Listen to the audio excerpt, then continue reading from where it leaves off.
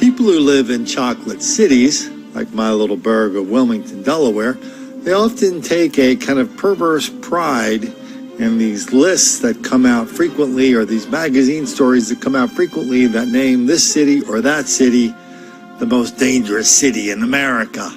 That's what happened in Wilmington not too long ago when Newsweek had a cover story that said where they declare Wilmington, Delaware was Murder Town, USA. So as you can imagine, this was the subject of some conversation on local TV and radio over the following couple weeks. And I turned on one of the local public access channels and I saw the editor of the editorial page of the local paper, Gannett Daily. Good Lord, Gannett has awful newspapers. Anyway, and he was about to be interviewed by a black person, another black person who was the host of the show, a guy who I happen to know and met many times. Anyway, so the host of the show brought up the topic of Murder Town, USA. And this guy from Gannett, I think he might have been new in town or something. I think he was. But he reminded the host of the show that, oh no, you think Wilmington's bad?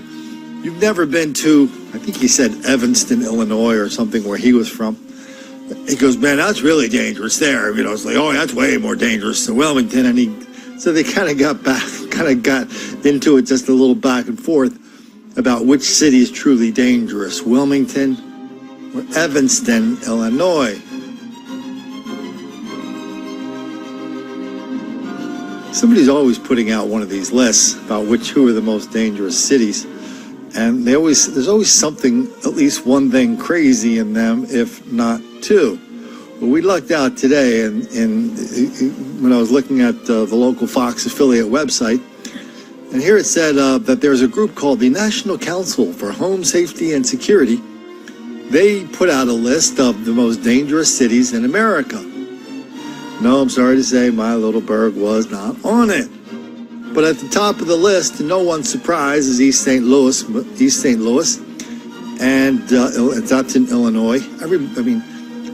Ask any truck driver, anybody who's ever done any cross-country driving, if you're on a road that's going to take you anywhere near East St. Louis, you do a big circle around it because you just don't want to get stuck through hook or by crook, accident or on purpose in that city. Very, very dangerous town. And they listed a bunch of other towns, and what they say about their list. Here's what they said. The organization found that cities with the highest rates of violent crime tend to share two common symptoms: a high poverty rate and few chances to find a job with a good wage. If you look at this list of places big and small, maybe you heard of or not: East St. Louis, Darby Borough, Opelika, Florida City, Detroit, Flint, Saginaw, a place in Memphis, and a place in Alabama and Georgia. Well, if you look at the list, these are chocolate cities, every single one of them. Most about 70-80% black. I think I saw one there about 60%. And so, as long as we're talking about things these cities tend to share in common, do you think that's worth throwing that in the mix, that these are chocolate cities where chocolate and black crime is glorified when it's not being glorified among themselves, when it's not being ignored among the public officials and the newspapers? That's it? I mean, we can't even throw that in the mix. They went on to talk a little bit about St. Louis, and they came up with a great observation about St. Louis. They said, the group says East St. Louis's problems can be traced to the deindustrialization of the area. Parentheses, this is an alarm company. Anyway, the deindustrialization of the area in which good-paying factory jobs left and railroads were rerouted into the city, forcing residents to move away. Now, I've been to a lot of towns where there's a lot of railroads. My cousins live in a town where a railroad goes right through the middle of town. There's no bridges, no overpasses, underpasses. They're right through the middle of town, lots of horns blaring, lots of bells ringing, and everybody just recognizes that the fact that the railroad there is kind of a sign of commerce. But somehow these people that, they have this this trade group of alarm companies. They've come up to decide that somehow having a railroad in your town causes black criminality. Having a railroad causes black people to become hyper violent. I mean, how does that work? My cousins live in a little town. There's nobody's ever clunking each other on the head in that town, Lebanon, Pennsylvania. Just because there's a railroad that goes through. I mean, how does it work? I mean, is this just another one of these things where you just kind of like sprinkle some stupid correlation out there and hope that nobody notices that what you just said was something unbelievably dumb that has absolutely no basis in fact of any kind? Matter of fact, it's kind of aggressively wrong. But then it gets even better. Quote, says the trade group, if there's one overall positive thing to draw from this list, it is that violent crime is down across the country overall. Maybe it is, maybe it's not. I tend to think that it's not.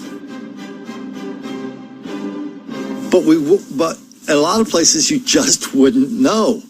You don't have any idea what kind of crime is going on in these chocolate cities.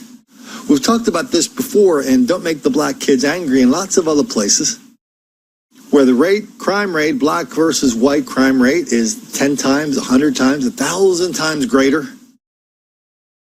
But when you start factoring in other things that people use to suppress these numbers, then we can see the numbers that kind of explode. I'm thinking of stitches for snitches, thinking of witness intimidation, thinking of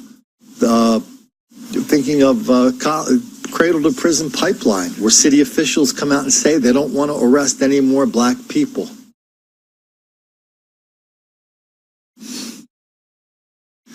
And now we go over to Baltimore, where despite themselves, they kind of like let the cat out of the bag.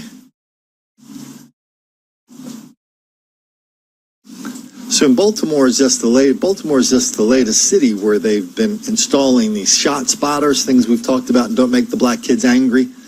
And one of the first places they ever installed a shot spotter, everybody was quite surprised to learn that of the 100, for every 100 shootings that shot spotter identified as taking place, only 10 between like 9 and 15 or maybe 10 were being reported to the police. There's all this crime and violence that nobody's reporting. Is that a white thing too? Or is that just something happening in just black neighborhoods? And what would happen if we started factoring those numbers into the phony baloney numbers? What would happen if we factored real shot spotter numbers into phony baloney numbers that the cops produce for us on a regular basis? Man, these numbers of black criminality already as bad as you can imagine would just explode. And so down in Baltimore, they kind of inadvertently let the cat out of the bag when they said, oh yeah, we're really going to fight crime with the shot spotter. And yeah, in Baltimore, we don't expect it to be any more different than all the other cities where they do shot spotter, where anywhere from 1 in 6 to 1 in 10 shots are reported. Wow.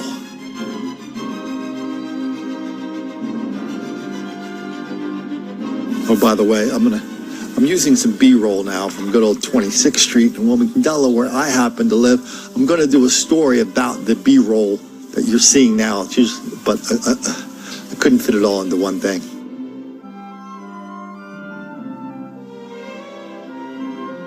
But this is something that happened out in front of my house.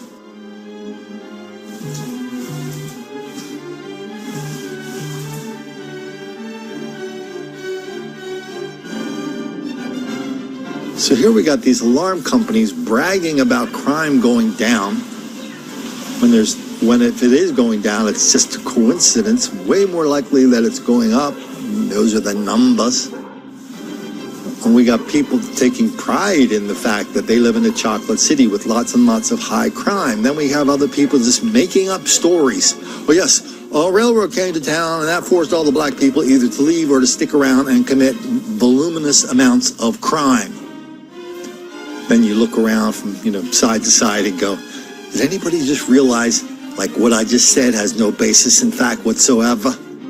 All you can do is see reporters out there scribbling down one thing after another, one fairy tale after another. They can't scribble it down fast enough because they know that if they did any amount of scratching or digging, but even one molecule beneath the surface, they would see how wafer thin this lie is about black crime numbers, about black criminality and black victimization in this country. But they absolutely don't do that because they know if they do ask even the stupidest question to elicit even one smart, halfway decent answer, they know that's going to make a lot of black kids angry.